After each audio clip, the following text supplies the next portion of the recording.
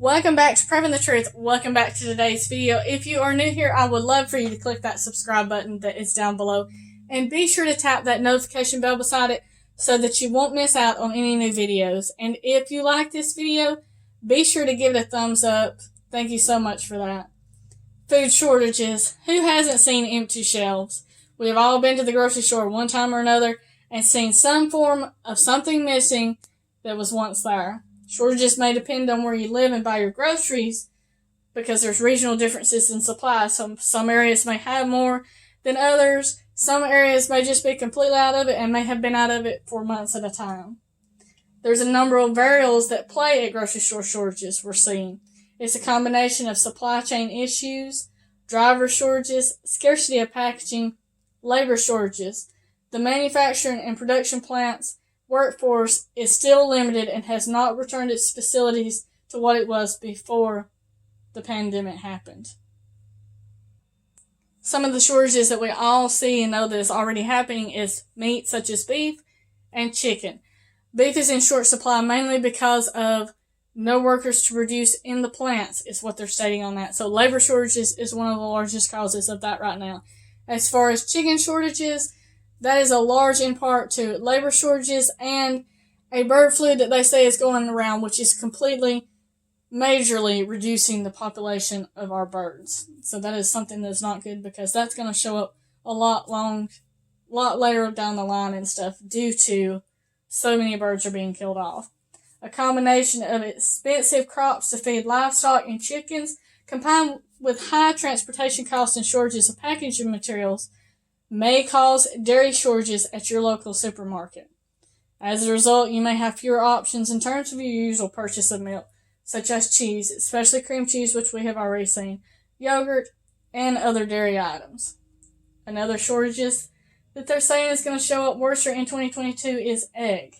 Mainly still related to the supply chain issues, but also increased expenses, such as the feed, freight, and labor costs, supply shortages, and also government regulation, which have put a strain on the overall bottom line. As a result, producers are reducing their flock sizes, stopping shipping to some states, or selling eggs previously sold to consumers to manufacturers who use them as ingredients in their products, thus reducing the eggs available in your supermarket.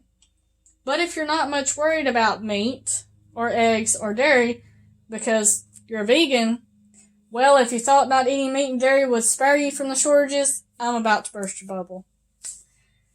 Lead operations and supply chain manager says that plant-based proteins such as tofu, almond milk, and soy-based cheeses has seen shortages and it will continue to see more shortages. Plant-based saw a huge rise in demand as animal meat processors were forced to shut down operations. So there was a higher demand for them, but yet there's lower labor to produce them. So that means you're going to start seeing some shortages in that too. They're also saying we will see shortages of fruits and vegetables and other goods that are actually made with produce. They're saying from crop failures thanks to the climate change to supply chain issues. It always comes back to supply chain issues on a lot of this stuff. Certain fruits and vegetables may be in scarce supply, and so will goods that are made with this produce.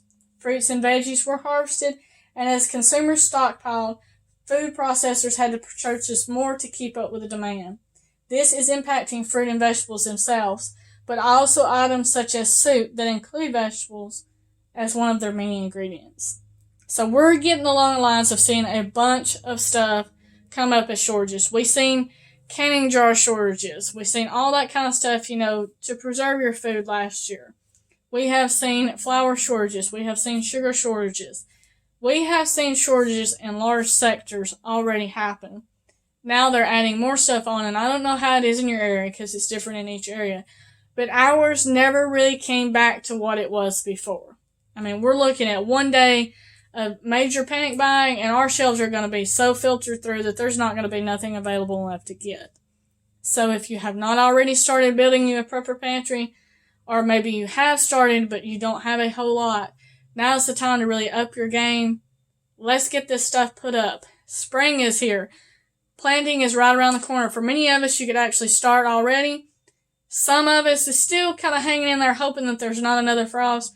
but you can already have your seeds getting started and getting ready to go before you get them out in your garden. So I highly urge you to go ahead and grow you some food this year. Get you the supplies now while they are back in the stores and available to preserve that once that comes in, because last year when all the gardens was coming in, you couldn't get canned supplies. You could not get the stuff to preserve the foods that had been grown that year because all of a sudden there was a major shortage. So go ahead and get that ready any way you have to do it. In container gardens, in the ground, in raised beds. Do something. If you have to go and buy it right now, what is available, and can it yourself. But get it stocked up. Get it in your house. Think long-term storage. Don't go hungry, because things are about to get bad. And it's going to get bad whether there's a massive shortage and it's just not there to get, or the prices continue to rise like they're rising. You're not going to be able to afford it. There's already many, many people going hungry right now because they cannot afford the food that's on the shelves right now. So you can imagine if the prices continue to go up. Stay safe, God bless you, and keep prepping.